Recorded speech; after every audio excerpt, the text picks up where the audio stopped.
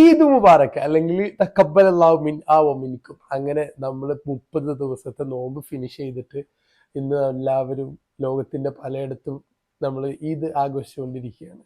So എൻ്റെ Eid already start ചെയ്ത് കഴിഞ്ഞു. നിങ്ങൾ കാണുന്നത് എൻ്റെ ഈദ് എൻഡ് ആവുന്ന പോർഷൻ മുതലാണ് കണ്ടുകൊണ്ടിരിക്കുന്നത് ഇപ്പോൾ. അപ്പൊ ഇന്നത്തെ നമ്മുടെ പരിപാടി എന്ന് പറയുന്നത്, പാത്രം എടുത്തിട്ടുണ്ട്, ഇതിലോട്ട് നമ്മൾ കുറച്ച് അരിയെല്ലാം ഇട്ട് നമ്മൾ ഇന്നാൾ ഉണ്ടാക്കിയ ഗീ റൈസ് പോലത്തെ ഒരു ഗീ റൈസ് ഉണ്ടാക്കുന്ന പരിപാടിയാണ്. ഇതാണ് എൻ്റെ റൈസ് വരുന്നത്, ഗോൾഡൻ സെല്ല റൈസ്. അങ്ങനെ തന്നെ അല്ല golden sella pure basmati rice. ഇത് 10 കിലോന്റെ ഒരു പാക്കാണ്. ഞാൻ കുറച്ച് ദിവസമായി റമദാൻ ഒന്നിന്റെ മുന്നേ മേടിച്ചുകൊണ്ട് വന്നതാ. ഒന്നും ആയില്ല, ഇപ്പോഴും അത്ര തന്നെ ഉണ്ട്. റൈസ് എടുക്കുന്ന സമയത്ത് നമ്മൾ മസ്റ്റ് ആയിട്ട് ശ്രദ്ധിക്കേണ്ട കാര്യമാണ് അളവ് എന്ന് പറയുന്നത്. അപ്പൊ ഞാൻ ഇതിലോട്ടായിട്ടാണ് എടുക്കുന്നത്. ഒരു ഗ്ലാസ് എടുക്കുന്നുള്ളൂ, എനിക്ക് വേണ്ടി മാത്രമുള്ളതല്ലേ. അതുകൊണ്ട് വേറെ ആർക്കും വേണ്ടിയിട്ടില്ലാത്തത് കൊണ്ട് തന്നെ നമ്മൾ വെള്ളം എടുക്കുന്നത് കറക്റ്റ് എമൗണ്ട് എടുക്കുന്നതിന് വേണ്ടിയിട്ടാട്ടോ നമ്മൾ ഈ അളവ് കറക്റ്റ് ആയിട്ട് എടുക്കുന്നത്. സോ ഒരു ഗ്ലാസ് റൈസ് ഞാൻ എടുത്തിട്ടുണ്ട്. അരി കുടുങ്ങിപ്പോയി. ഒരു ഗ്ലാസ് ഫുൾ അരി എടുത്തിട്ട് ഇതിലോട്ട് ഇട്ടിട്ടുണ്ട്. റൈസ് എടുത്തത് നന്നായിട്ട് കഴുകണം കേട്ടോ, കാരണം നല്ലോണം അഴുക്കുണ്ടാവും. അപ്പൊ നമ്മൾ ആ ഒരു കളർ മാറുന്നത് വരെ, അതായത് മീൻ ഇങ്ങനെ ഒരു കളറൊക്കെ ആയിരിക്കും ആദ്യം ഉണ്ടാവുന്നത്.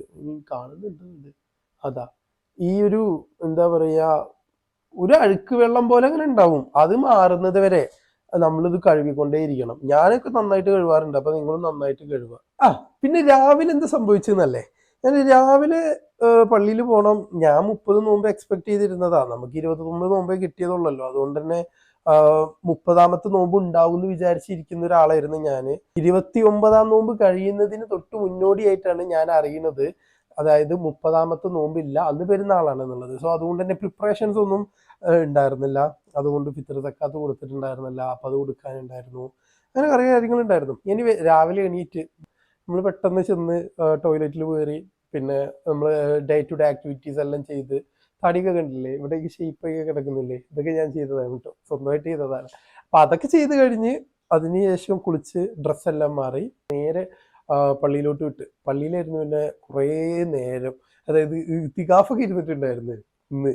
കാരണം ഞങ്ങൾക്ക് 3 ജുമയാണ് വരുന്നത്. അപ്പൊ 3 ജുമ എന്ന് പറയുമ്പോൾ ഒന്ന് 7:30, ഒന്ന് 8:30, ഒന്ന് 9:30 എന്നാണ് പണ്ട് മുതലേ 9:30 എന്നാ പറയല്. ഇപ്രാവശ്യം അതൊരു 10 മണിയാക്കി. അപ്പൊ നമ്മൾ 9:30 എക്സ്പെക്ട് ചെയ്തിട്ട് കുറച്ച് നേരത്തെ പോയി. ഒരു 9 മണിയൊക്കെ ആയപ്പോഴത്തേക്ക് പള്ളിയുടെ എത്തി. അപ്പോഴത്തേനും നമുക്ക് മനസ്സിലായി നമ്മൾ ഏളിയാണെന്നുള്ളത് മനസ്സിലായി. കാരണം പള്ളി പരിസരത്ത് മനുഷ്യനെ കാണാനില്ല. അപ്പൊ ഓരോരുത്തരും ഓരോ ചുമ കഴിഞ്ഞിട്ട് പോകും. അടുത്ത ചുമക്ക് ആ ഒരു സമയം അടുപ്പിച്ചിട്ടല്ല എല്ലാവരും വരിക. അങ്ങനെ ഇത്തികാഫൊക്കെ പോയിരുന്ന്, ഇത്തികാഫൊക്കെ ഇരുന്നപ്പോ ഞാൻ ആലോചിക്കുക, മാസത്തില് കുറച്ചേരെ ഇരുന്നിട്ടുള്ളൂ, അതിൽ കൂടുതൽ നേരം ഇന്ന് ഇത്തികാഫൊക്കെ ഇരുന്നു എന്ന് മനസ്സിലായി. പിന്നെ ഇന്നും നല്ല ഇമ്പോർട്ടൻ്റ് ആയിട്ടുള്ള ദിവസമാണല്ലോ, പ്രാർത്ഥനയൊക്കെ സ്വീകരിക്കുന്ന ദിവസമാണല്ലോ. അപ്പൊ കുറച്ചേരൊക്കെ ഇരുന്ന് പ്രാർത്ഥിച്ച്, പിന്നെ ഫിത്ർ സക്കാത്ത് ഇവിടെ നമ്മൾ പള്ളിയിലാണ് കൊടുക്കാറുള്ളത്. അവരാണ് പിന്നെ അത് പാവപ്പെട്ട ആളുകളിലേക്ക് എത്തിച്ചു കൊടുക്കാറുള്ളത്. അല്ലാണ്ട് ഫിത്ർ സക്കാത്ത് മേടിക്കാൻ മാത്രം പാവമുള്ള ഒരാളൊന്നും ഞാൻ ഇവിടെ കണ്ടിട്ടില്ല. ഇവിടെ എല്ലാവരും പള്ളിയിലാണ് കൊടുക്കല്. ഞാൻ വന്ന വർഷം മുതൽ ഞാനും പള്ളിയിലാണ് കൊടുക്കല്. അങ്ങനെ വർത്താനം പറഞ്ഞ് കഴുകിയിട്ട് എൻ്റെ റൈസ് ഓൾറെഡി ഇവിടെ റെഡി ആയിട്ടുണ്ട് കേട്ടോ. അപ്പോൾ ഇത് ഞാൻ ഇങ്ങനെ സോക്ക് ചെയ്യാനൊന്നും വെക്കുന്നില്ല. കുറെ ആളുകൾ പറയുന്നതാണ് അത് സോക്ക് ചെയ്യാൻ വെക്കുക അങ്ങനെ ഇങ്ങനെയെന്നൊക്കെ പറയും. ഞാൻ എന്തായാലും വെക്കുന്നില്ല അതൊന്നും. ഈ ഒരു റൈസ് മാത്രം ഉണ്ടാക്കിയ പോരല്ലോ, അതുപോലെ തന്നെ വേറെ നമ്മൾ കുറെ കാര്യങ്ങൾ ചെയ്യാനുണ്ടല്ലോ. അപ്പോൾ ഞാൻ ഡ്രസ്സ് ഉണക്കിക്കൊണ്ടിരിക്കുകയാണ് കേട്ടോ. അലക്കി ഓൾറെഡി വെച്ചിട്ടുണ്ടായിരുന്നു. അപ്പോൾ അത് ഉണക്കി എടുക്കാനുണ്ട്, വാഷിംഗ് മെഷീനിൽ കിടക്കുകയാണ്. അപ്പൊ ഞാൻ എങ്ങനെ ഉണക്കില്ലെന്ന് വെച്ച് കഴിഞ്ഞാല് പുറത്ത് കൊണ്ടുപോയിട്ട് ഉണക്കാൻ പറ്റും, പക്ഷെ അയൽ കിട്ടിയിട്ടില്ല ഞാനിവിടെ. അതുകൊണ്ട് അയലില്ലാത്തത് കൊണ്ട് തന്നെ ഞാൻ എന്ത് വിചാരിച്ചു, ഇവിടെ ഹീറ്റർ ഉണ്ടാവുമല്ലോ, അപ്പൊ ഈ ഹീറ്ററിന്റെ വണ്ടിക്ക് നമ്മൾ അത് ഓണാക്കി വെച്ചിട്ട് കുറച്ച് നേരം ഇട്ട് കഴിഞ്ഞ് കഴിഞ്ഞാൽ, കുറച്ച് കഴിഞ്ഞ് തിരിച്ചു വിട്ട് കഴിഞ്ഞ് കഴിഞ്ഞാൽ ഉണങ്ങി കിട്ടും. ഇവിടെ ഞാൻ പണ്ട് വന്ന് താമസിച്ചിരുന്ന വീട്ടിലുള്ളവരൊക്കെ എനിക്ക് പറഞ്ഞു തന്നൊരു ഐഡിയ ആണ്. ഞാൻ അതൊക്കെ ഇങ്ങനെ ഫോളോ ചെയ്യാൻ തുടങ്ങിയിട്ടുണ്ട്. പിന്നെ നല്ല സമ്മർ, ഇപ്പൊ സമ്മർ സ്റ്റാർട്ടായി ഓൾറെഡി. അപ്പൊ ഇനി അയൽ കെട്ടിയിട്ട് പുറത്ത് കൊണ്ടുപോയിട്ട് ഡ്രസ്സ് ഉണക്കിയിട്ട് വിരിച്ചെടുക്കണം. അതിനൊക്കെ ആയിരിക്കും അവിടെ സമയം. അത് രാവിലെ കൊണ്ടുപോയിട്ട് വൈകുന്നേരം പോയിട്ട് എടുത്തുകൊണ്ട് വന്ന് ആര് ചെയ്യാൻ അതൊക്കെ? ഇതൊക്കെ ഓണാക്കി പോരെ, പരിപാടി ഇങ്ങനെ പെട്ടെന്ന് തീരൂലേ? അങ്ങനെ ചിന്തിക്കും നമ്മൾ. ആദ്യം നമുക്ക് നമ്മുടെ സ്പൈസസ് എല്ലാം റെഡിയാക്കാനായിട്ടുണ്ട് കേട്ടോ. അപ്പൊ ഞാൻ കുക്കറിൽ തന്നെയാണ് ഇത് റെഡിയാക്കണം, പരിപാടി എല്ലാം ചെയ്യുന്നത്. ആദ്യം നമ്മൾ സ്റ്റൗ ഓണാക്കണം. ഞാൻ സ്റ്റൗ എല്ലാം ഓണാക്കി നല്ല അത്യാവശ്യം കുഴപ്പമില്ലാത്ത ഫ്ലെയിമൊക്കെ ഇട്ട് വെച്ചിട്ടുണ്ട്. ഈ സാധനം എടുത്തേക്കുന്നത് ഞാൻ ഇച്ചിരി ഗീ എടുത്ത് ഇതിലോട്ട് ഇട്ടിട്ടുണ്ടായിരുന്നു ഓൾറെഡി. കുറച്ച് എണ്ണയോടെ ഞാൻ എടുത്ത് ഒഴിക്കുന്നുണ്ട്. അപ്പോൾ നമുക്കിതൊന്ന് അടിപൊളിയായിട്ട് കിട്ടിക്കഴിഞ്ഞാൽ നമ്മുടെ നല്ല സ്പൈസസ് എല്ലാം വാരി ഇട്ടുകൊണ്ട് എൻ്റെ കയ്യിലുള്ളത് മാത്രമേ ഞാൻ ഇടാറുള്ളൂ. നല്ല അത്യാവശ്യവും എന്താ ഗ്രാമ്പും പട്ടയും ഏലക്കയും ഒക്കെ എടുത്തിട്ടോ, നല്ല ഒന്നും കുറവ് വരുത്തണ്ട.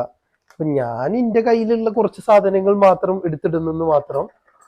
നിങ്ങളുടെ കയ്യിൽ നല്ല അടിപൊളിയായിട്ട് തോന്നുന്ന എല്ലാ സാധനങ്ങളും നിങ്ങൾക്ക് ഇടാവുന്നതാണ്. ഇനി ഇങ്ങനെ കളർ ചെറുതായിട്ട് ഇങ്ങനെ മാറി വരും. അപ്പൊ ആ കളർ മാറി വരുന്നത് വരെ നമ്മളൊന്നിങ്ങനെ വെയിറ്റ് ചെയ്യുക. എന്നിട്ട് അങ്ങോട്ടും ഇങ്ങോട്ടേക്കൊക്കെ ഒന്നിങ്ങനെ ആക്കി കൊടുക്കണം. കളർ ഇങ്ങനെ മാറിക്കൊണ്ടിരിക്കുന്നുണ്ട് കേട്ടോ. ഏകദേശമൊക്കെ ഇതാ ഇങ്ങനെ ഒരു വേറെ കളറായിട്ട് ഇങ്ങനെ തോന്നുന്നുണ്ടല്ലോ അണ്ടിപ്പരിപ്പൊക്കെ.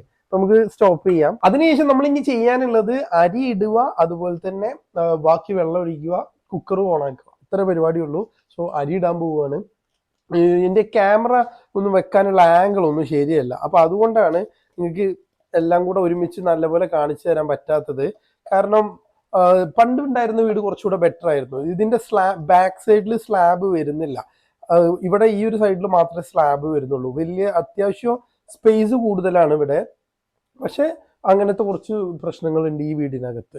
എല്ലാ വീടും ഒരുപോലെ ആവില്ലല്ലോ. ഒരു ഗ്ലാസ് കറക്റ്റ് വെള്ളം എടുത്തിട്ടുണ്ട്. അരി ഓൾറെഡി ഇട്ട് കഴിഞ്ഞു. ആൻഡ് ആ ഒരു ഗ്ലാസ് വെള്ളം ഒഴിച്ച്, ആ ഒരു ഗ്ലാസ് വെള്ളം ഒഴിച്ചിട്ട് ഈ ഒരു ഗ്ലാസ് വെള്ളം കറക്റ്റ് മതി. പിന്നെ വേണമെന്നുണ്ടെങ്കിൽ ഒരു ഇച്ചിരി ഒരു കാൽഭാഗം എന്ന് പറയാൻ പറ്റില്ല, കാൽഭാഗം എന്ന് വേണമെങ്കിൽ പറയാം. ഒരു ഇത്ര പോർഷന്, അതായത് ഈ ഗ്ലാസിന്റെ ഒരു 10% കൂടെ വേണമെങ്കിൽ ഒരു വെള്ളം നമുക്ക് ഒഴിച്ചു കൊടുക്കാം. അത് ഒരു ധൈര്യത്തിന് വേണ്ടിയിട്ട്. അതിന്റെ ആവശ്യം വരുന്നില്ല, അല്ലാതെ തന്നെ അത് ഓക്കെയാണ്.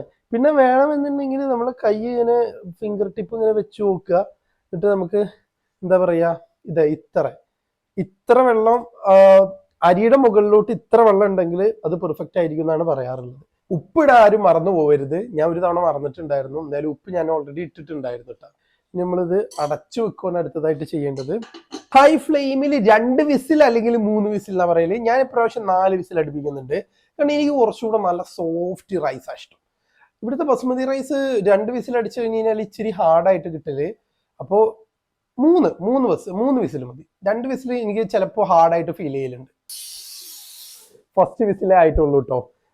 ഡ്രസ്സ് ഉണക്കിക്കൊണ്ടിരിക്കുന്നുണ്ട് ഇതിന്റെ കൂടെ തന്നെ. അത് പിന്നെ ഞാൻ കയറിയിരുന്ന് ഉണക്കണ്ടല്ലോ, അതിന്റെ മുകളിൽ കൊണ്ടുപോയിട്ടാൽ മതിയല്ലോ. അതുകൊണ്ട് അതങ്ങനെ അതിന്റെ വഴിക്ക് നടക്കുന്നുണ്ട്. ഹൈ ഫ്ലെയിമിൽ 3 വിസിൽ എന്ന് പറഞ്ഞ് ഹൈ ഫ്ലെയിമിൽ 3 വിസിൽ ഡൺ. ഒരു ഗ്ലാസ് അരിയാണ് ആകെ എടുത്തിട്ടുള്ളത്. അതിനിപ്പോ എന്തായാലും അത് ഓക്കെ ആയി. ഇനി നമുക്ക് സൈഡിലോട്ട് മാറ്റി വെക്കാം. അടുത്ത നമ്മുടെ പ്രിപ്പറേഷനിലോട്ട് കിടക്കാം. ഒരു സാധനം പാക്ക് ചെയ്ത് നമുക്ക് കിട്ടിയതാണ്. അതുവരെ ഒട്ടിച്ചിട്ടുണ്ടായിരുന്നില്ല. ഇന്നാണ് നമ്മളത് ഒട്ടിക്കുന്നത്. സോ ഗൈസ്, ഫോണിൽ അലാം അടിച്ചു തുടങ്ങുന്നുണ്ട്. അതാണ് ബാക്ക്ഗ്രൗണ്ടിൽ കേട്ടോണ്ടിരിക്കുന്നത്. റമദാൻ മാസമാണെങ്കിൽ ഇപ്പോ കറക്റ്റ് നോമ്പ് നോക്കേണ്ട സമയമാണ്. എനിക്ക് നോമ്പുള്ള പോലെ എനിക്ക് തോന്നുന്നു കേട്ടോ. ഇതാണ് നമ്മളെ പരിപാടി. വെർമിസെലി പായസം മിക്സ് ആണ്. ഈസ്റ്റേന്റെ കീർ മിക്സ് എന്നൊക്കെ എഴുതിയിട്ടുണ്ട്. സോ ഇതിൽ ഇവർ പറയുന്നത് പോലെ നമ്മൾ ഇത് ഉണ്ടാക്കാൻ പോകും. അപ്പൊ നമ്മൾ എങ്ങനെ പായസം ഉണ്ടാക്കാൻ പോകുന്നുള്ളത് ഞാൻ ഓൾറെഡി അങ്ങ് പറഞ്ഞു തരാം. 1.5 ലിറ്റർ പാല് തിളപ്പിക്കുക. തിളപ്പിച്ച പാലിലേക്ക് ഈസ്റ്റേൺ സേമിയം പായസം മിക്സ് പാക്ക് മുഴുവനും ചേർത്തിളക്കുക. 15-20 മിനിറ്റ് ചെറു തീയിൽ വേവിക്കുക. 1 ടേബിൾ സ്പൂൺ വെണ്ണയോ നെയ്യോ ചേർക്കുക.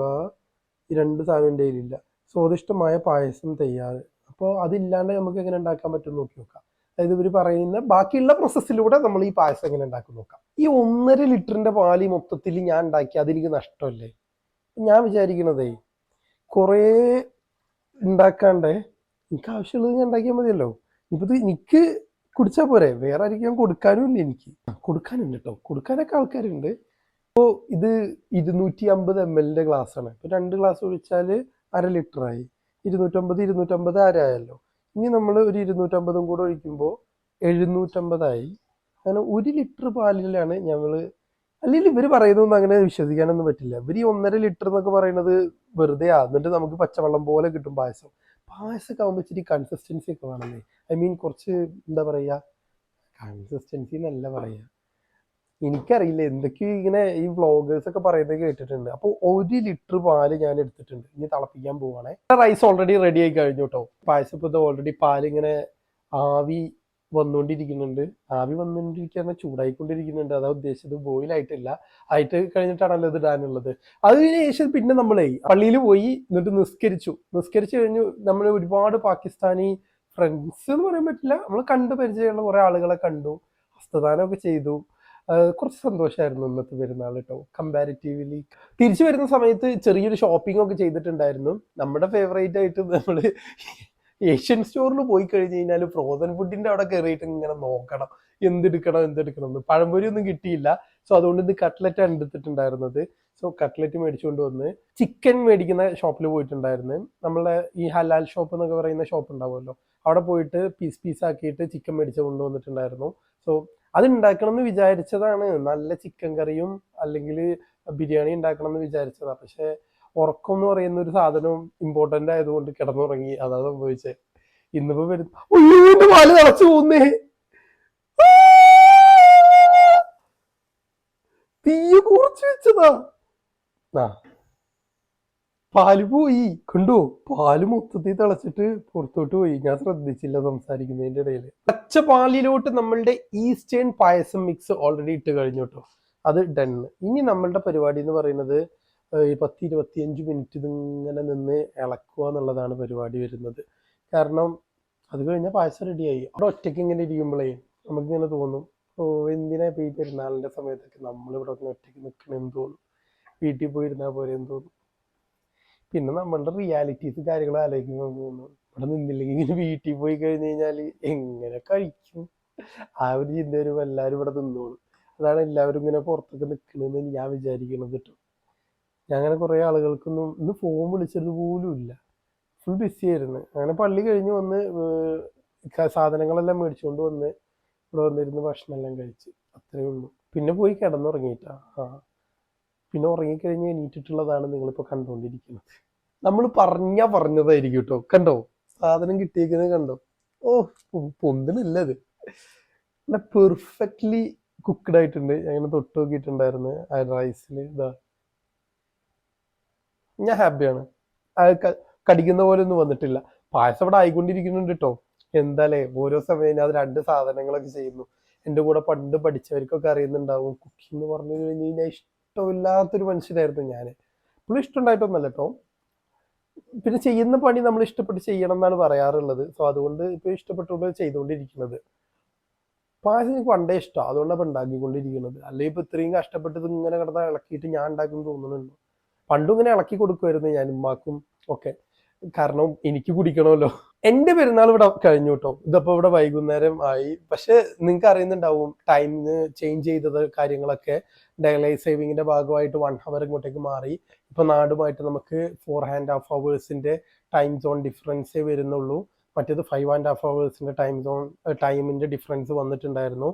അതായത് ഞങ്ങള് ഗ്രീൻവിച്ച് മീൻ ടൈം GMT +0000 ആയിരുന്നു ഇത്രയും ദിവസം ഉണ്ടായിരുന്നത്. ഇപ്പൊ GMT +100 എന്നുള്ള ആ ഒരു ടൈം സോൺ മാറി. അല്ലെങ്കിൽ BST ബ്രിട്ടീഷ് സമ്മർ ടൈമിലോട്ട് നമ്മൾ മാറിയെന്നാണ് പറയാറുള്ളത്. അപ്പൊ അങ്ങനെ മാറിയിട്ടുണ്ടെന്ന് അറിയിച്ചു എന്ന് മാത്രം. അപ്പൊ അതുകൊണ്ട് തന്നെ ഇനി മുതൽ ആകാശത്ത് എപ്പോഴും സൂര്യൻ ഉണ്ടാവുന്നത് നമുക്ക് ഇങ്ങനെ കാണാൻ പറ്റും. ഒരു സന്തോഷമാണത്.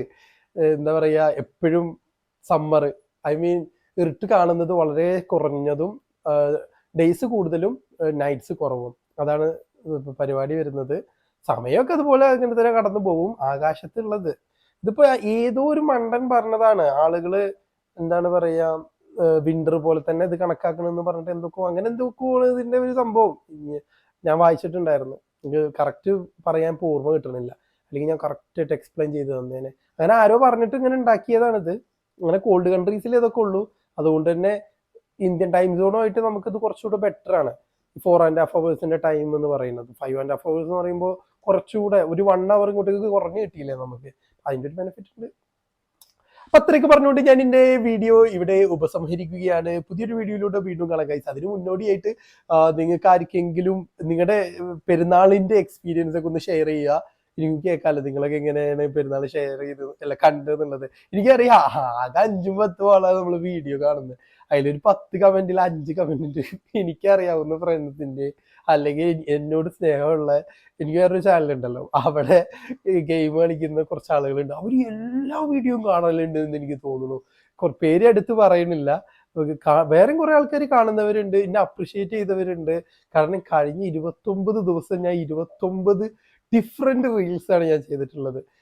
ഡിഫറെന്റ് എന്ന് പറഞ്ഞാൽ ചിലതൊക്കെ ഒരേപോലെ തന്നെയാണ്. നോമ്പ് തുറന്നതിന്റെ വേറെ വേറെ 2 ഭാഗങ്ങളായിട്ട്. പിന്നെ 2 തവണ ഫ്രൈഡ് റൈസ് മേടിച്ചുകൊണ്ട് വന്നത്, അങ്ങനെയൊക്കെ ഉള്ളത്. പിന്നെ എനിക്ക് സംസാരിക്കുന്നത് ഭയങ്കര ഇഷ്ടമായിരുന്നു. അതുകൊണ്ടാണ് ഇപ്പോൾ പോവാന്ന് പറഞ്ഞിട്ട് വീണ്ടും പറഞ്ഞുകൊണ്ടിരിക്കുന്നത്. സോ ഗൈസ്, എന്തായാലും നിങ്ങളുടെ ഈദൊക്കെ എങ്ങനെ ഉണ്ടായിരുന്നു എന്നുള്ളത് ഷെയർ ചെയ്യാം. Thank you for your comments. കാരണം ഞാൻ കമൻസ് വായിക്കാറുണ്ട്. ഒട്ടുമിക്ക കമൻസിനും റിപ്ലൈയും കൊടുക്കലുണ്ട്. പിന്നെ അതുപോലെ ചില കമൻസിനൊക്കെ റിപ്ലൈ ആയിട്ട് നമുക്ക് വീഡിയോ തന്നെ ചെയ്യാനുണ്ട്. പുതിയൊരു വീഡിയോയിലൂടെ വീണ്ടും കാണാം ഗൈസ്. അതുവരെയൊക്കെ എല്ലാവരോടും ബൈ.